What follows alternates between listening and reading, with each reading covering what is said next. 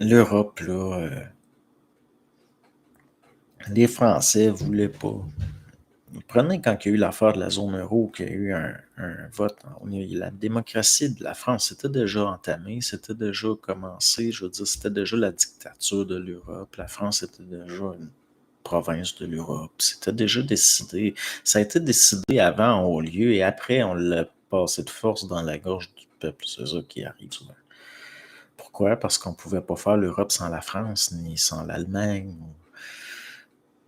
Mais tandis qu'on peut se passer de l'Angleterre, on peut se passer de la Suisse, on peut se passer des futés qui, eux, restent en retrait et profiteront toujours de la situation. L'Europe est dans un suicide programmé, voilà. Mais un suicide, c'est censé être volontaire.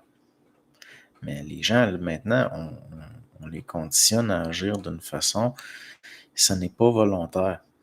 Mais oui, puis à qui ça va profiter tout ça? Aux Américains. L'Empire américain, ou les Atlantistes, si vous voulez, c'est en train de chuter depuis des décennies, c'est en train de tomber. Puis c'est en vampirisant l'Europe qu'ils vont se maintenir sous perfusion.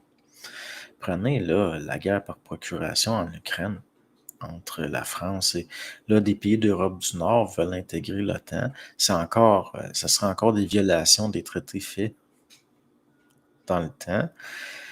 Donc c'est comme une fuite vers l'avant. C'est une fuite vers l'avant. Tout ça ne profitera pas aux Européens. Je veux dire, c'est impossible. Puis on s'en va vers. C'est un peu comme. Comment est-ce qu'on pourrait dire ça, là, liquider les meubles. C'est très dense. Prenez la Grèce, là, toutes les petites îles qui ont été rachetées. Puis qu'est-ce qui s'en vient pour la France, selon vous?